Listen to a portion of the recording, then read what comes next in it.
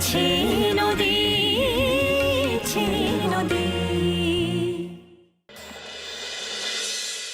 ওমা, তোমার মনে আছে আমি একবার ছোটবেলায় খেলতে গিয়ে পড়ে গিয়েছিলাম?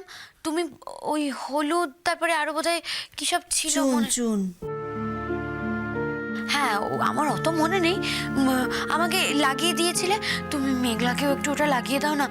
তুমি জানো না, আমার সমস্ত বন্ধুদের বাড়িতে ওদের দুজনকে ইনভাইট করেছে, সবটাই তো ভন্ডল হয়ে গেল। কি আশ্চর্য!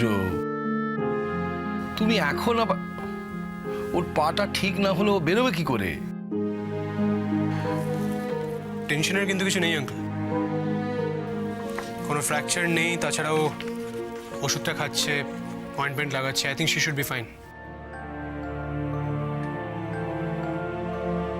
আচ্ছা, আমি একটা কথা জিজ্ঞাসা করছি, তুমি আবার মিতাকে কিছু বলেছো নাকি? আমি আর কি বলবো, তিথি তো ওকে মারতে বাকি রেখেছিল।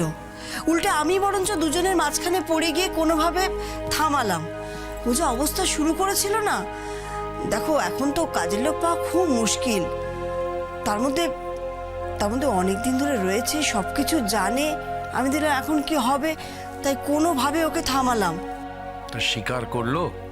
স্বীকার করে? বারবার একটাই কথা বলে যাচ্ছে যে আমি তো ঠিক করেই বাথরুমটা ধুয়ে রেখে এসেছিলাম, কোন রকমের তো সাবান ওখানে পড়েছিল না, এই আর কি। দিদি ভাই ছেড়ে দে না, মিতা মাসিকে তুই আর কিছু বলিস না। ও আমাদের কত ছোট থেকে দেখছে বল। তো যদি হতো, কি হতো বলতো?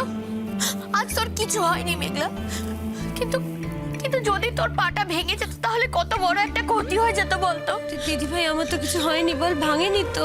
ভাঙেনি, যদি ভেঙে যেত কি হতো মেঘলা? হ্যাঁ, মানুষ কি সত্যি এত অল্প দিনে এতটা বদলে যেতে পারে?